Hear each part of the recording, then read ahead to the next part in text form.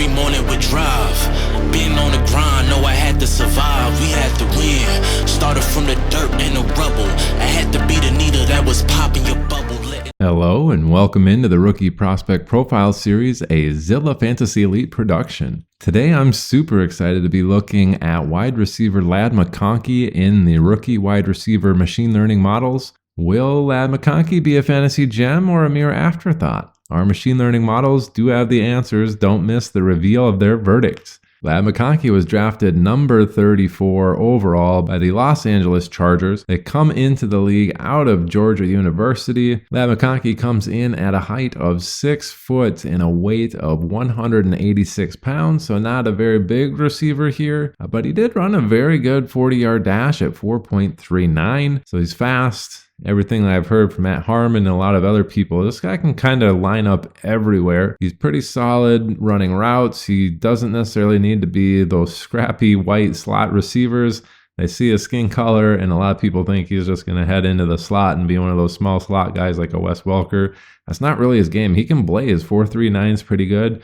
He was really good in the deep shots in college. He can run that whole route tree. The weird thing at Georgia, they just didn't use him all that frequently. You got Bowers and some other guys there. He was actually 5th, I think, on the team in targets, or routes run. For whatever reason, they just didn't have him out on the field. But when he was out there, he was really, really productive. Some of the best yards per route run metrics in the class this year.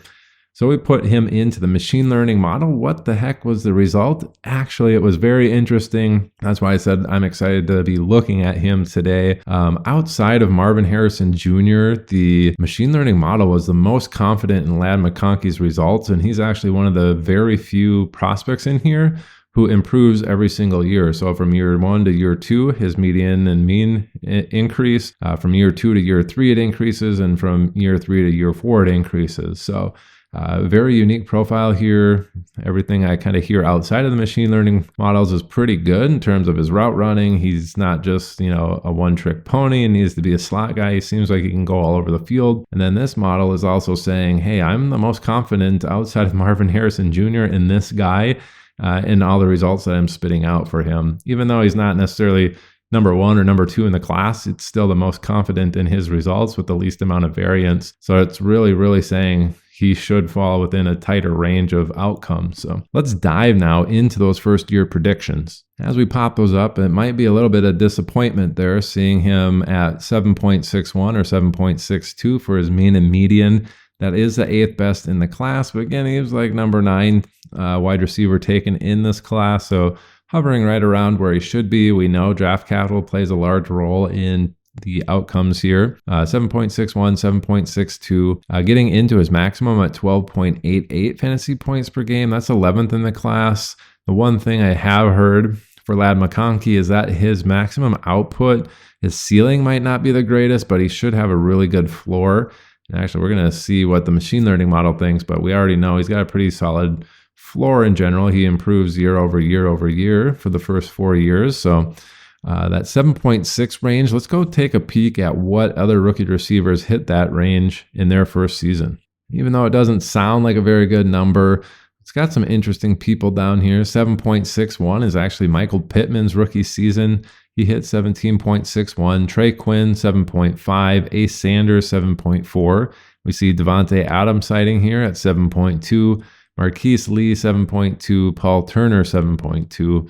Mecole Hardman at 7.1. And then just above that Michael Pittman range, Demario Douglas last year, 7.66. Traquan Smith, 7.7. Rondale Moore, 7.79. Tyler Boyd, 7.8. There's that kind of slot guy aspect if we want to peg him into that particular role. Tyler Boyd at 7.8, not too terrible of a comp there. But again, that's his medium output. Let's look at that maximum range, 12.88. Where does that fall in rookie seasons? In the history of the last 11, 12.88 would get him right outside the top 25. Garrett Wilson actually at 12.69 was the 27th highest rookie wide receiver fantasy points per game. Zay Flowers, 12.9. Calvin Ridley, 12.9. Martavis Bryant, 13. Jordan Addison, 13.02. Chris Olave, 13.21. Rashee Rice, 13.28. Amari Cooper, 13.3. A lot of big names on there. Just below that Garrett Wilson line, Jordan Matthews, 12.6. Elijah Moore had a 12.56 fantasy point per game rookie season. Deebo Samuel at 12.5.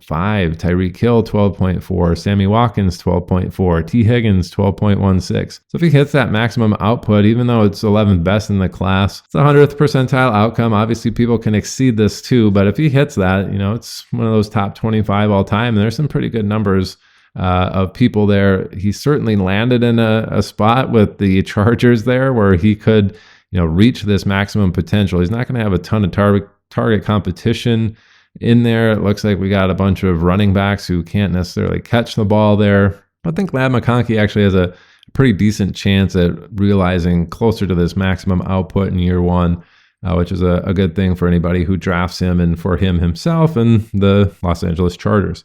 All right, so let's dip into year two. I did say he improves year over year. We were sitting there at 7.6 roughly. He did improve very slightly to almost 8.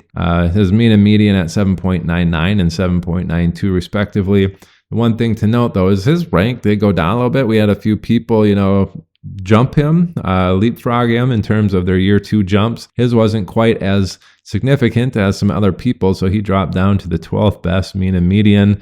But his maximum output, 15.40, is actually the 8th best in the class. Similar to what I was saying before, people not really saying he's got a high maximum output, but if he has that solid year one, which I fully believe he can, I think he can start realizing some of these maximum outputs that are in his profile. But let's go first look at the 8.0 fantasy points per game and see what that shows for anybody in their year two and see if we get any common names popping up into the Ladd McConkey profile. We get a whole slew of people at 8. Anthony Miller, Devontae Adams, there's his name yet again. Justin Hunter, 8. Josh Dotson, 8.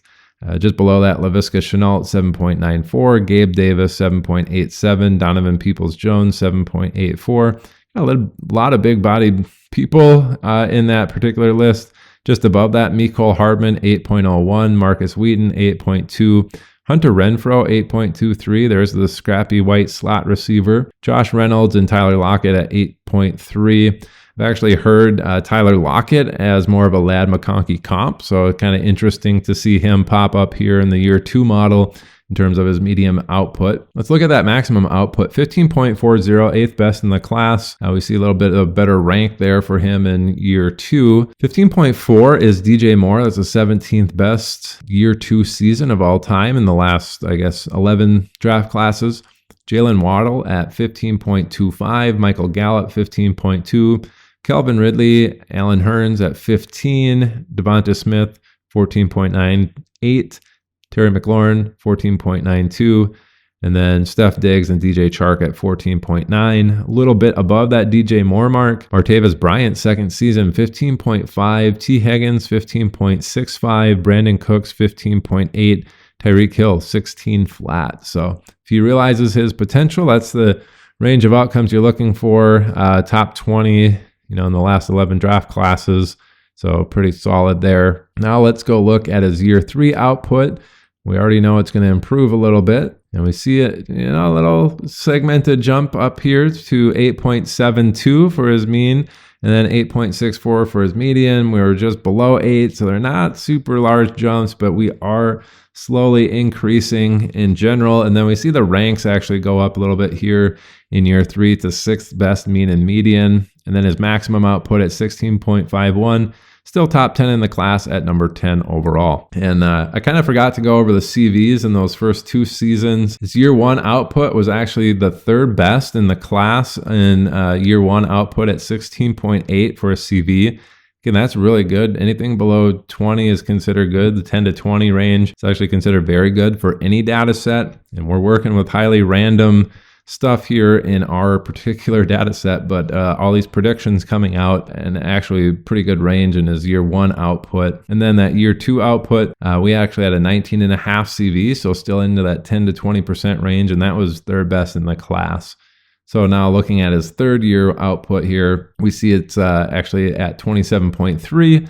Not as good as the first 2 seasons, but it is 6th best in the class, so still top 6 there, despite him being like the 9th or 10th drafted receiver off the board in the NFL draft. So let's get into that mean and median, sitting in between 8.5 to 9. Who were the third-year wide receivers that hit in between 8.5 and 9 fantasy points per game? We have Darnell Mooney at 8.46, Marquez Valdez-Scantling 8.58, Tyrell Williams 8.6, Deontay Hardy 8.7, Rashard Higgins 9.1, KJ Osborne 9.15, Allen Hurns 9.2, Marcus Wheaton 9.3. Not a very inspiring list there in the 9 range. That's where it's predicting, Ladd McConkey in that 8.7 to 9 range, somewhere in that range, but it's not super good people. Even the ones below there don't look as good. We do see Tyler Lockett actually in his third year was 7.4. Again, that comp maybe is a really good one, but saying Ladd could be a little bit better than that in terms of a median outcome. That maximum at 16.51 gets us pretty close to the top here. So top 20 again in his high range of outcomes. Jamar Chase was at 16.42 in his third year, which was last year. Brandon Cooks, 16.4. We see Tyler Boyd's name again, 15.8 in his third season. Kenny Golladay, 15.5. Devontae Adams again here, 15.3. We saw him on the rookie profile. And then getting in a little bit above that, Cooper Kupp, 16.9. Deontay Johnson, 17.15. Nico Collins, 17.36. Really getting into some pretty solid year 3 outputs there if he hits his maximum or hits his ceiling that's projected in these models. All right, now let's round it out with his year 4 output. And this is really where it gets super good because he's basically top 5 across the board outside of his maximum output.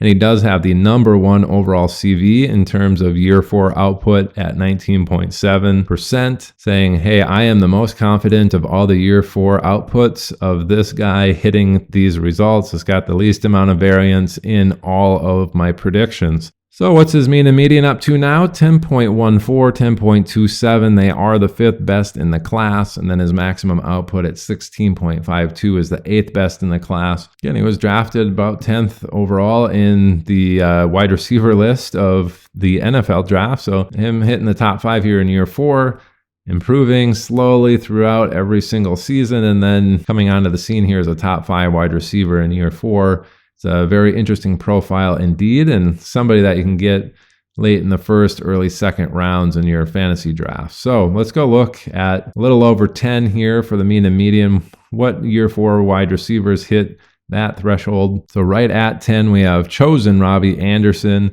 Michael Gallup, 10.17, Mike Williams, Big Mike Williams, 10.25, Marquise Wilson, not sure who that is, Marquez Wilson, 10.3, same with Nelson Aguilar. Kenny Stills, 10.5. Deontay Johnson, 10.63. Marquise Lee, 11.2. T. Higgins, 11.47. Russell Gage, 11.64.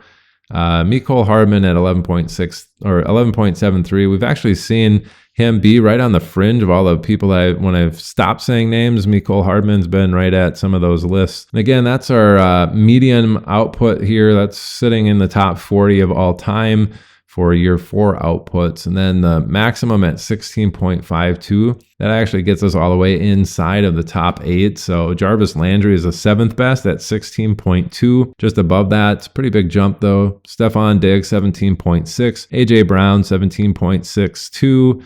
Odell Beckham, 18.5, another big jump there. And then another big jump to Justin Jefferson, who's the 3rd best at 20.2. And then another large jump up to Michael Thomas, 23.4, and CeeDee Lamb, 23.72. So that's all the people above that particular list, besides Jarvis Landry. Just below Jarvis Landry, 8th best overall, Chris Godwin at 15.92. Devontae Adams, we see yet again, 15.9. Tyreek Hill, 15.7. Michael Pittman, we see him again at 15.64 in his 4th season. The one thing I really like Ladd McConkey improving each particular season. He landed in a really good spot. The model is the most confident in him outside of Marvin Harrison Jr., which I find very unique. And then here we go. We see Davante Adams on a lot of these lists for him, either in the medium or the maximum output. Davante Adams, certainly somebody that started off a little bit slow, but came on into his own in the league to become a very dominant player. Seems like the machine learning model is leaning that way for Ladd McConkey as well. All right, that's going to do it for today's rookie prospect profile on Ladd McConkey. This is presented by Zilla Fantasy Elite. Thanks for tuning in, folks. Bye.